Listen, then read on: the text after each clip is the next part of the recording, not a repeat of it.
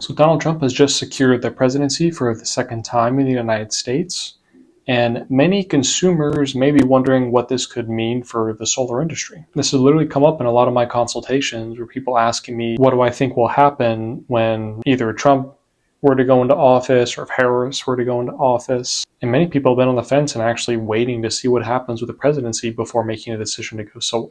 Now, I wouldn't exactly advocate this, though I can kind of see where they're coming from. So today I wanted to talk on at least my opinion on what I think could happen to the solar industry with Trump in office, just based on what's been going on the past 4 years with the solar industry and what Trump's policies appear to be regarding the economy and solar in general. Trump has always seemed to push for a stronger economy and for stronger domestic businesses in the US. He had previously imposed tariffs on solar panels and other goods coming from Asia and other countries in order to favor solar panels being made domestically.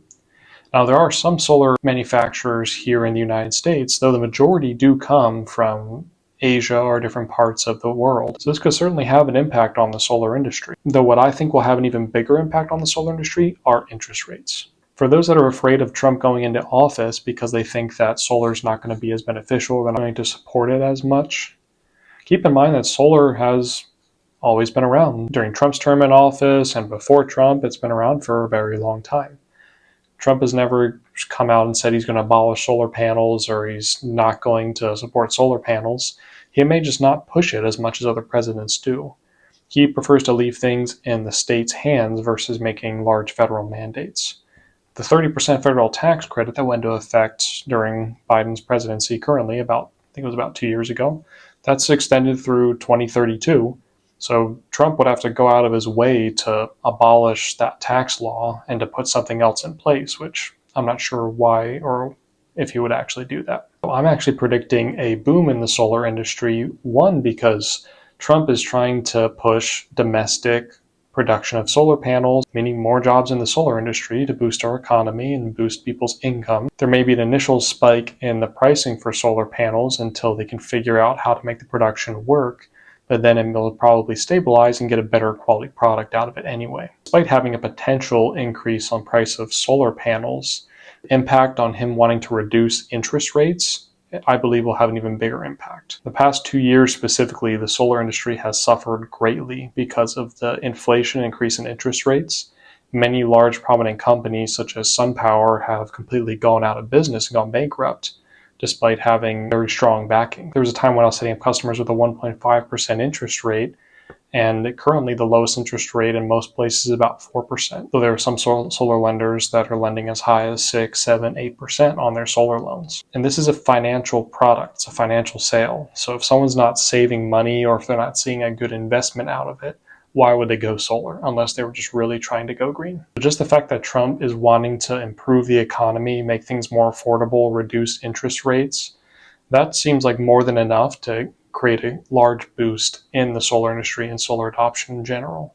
Even if he doesn't create any new federal tax credits, we still have the 30% federal tax credit that's in place until 2032.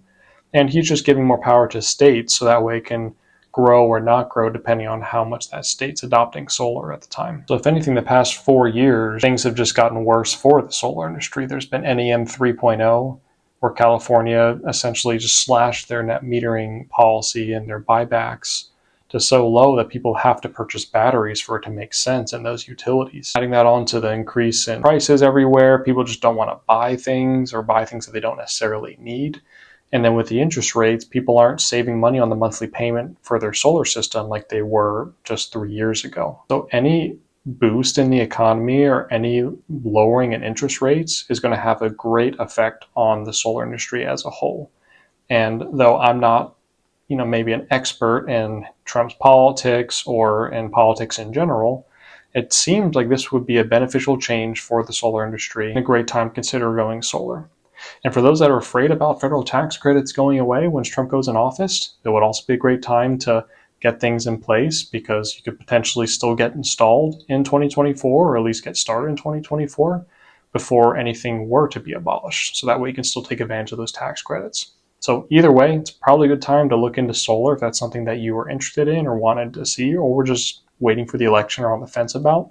So please leave a comment below. reach out on eaglemountainsolar.com to request a free consultation with me or one of our experts, and we can definitely help you out with that. Hope this was helpful, and like I said, I'm no expert, so please comment below if you think differently or have any other insights on it that maybe I don't know about.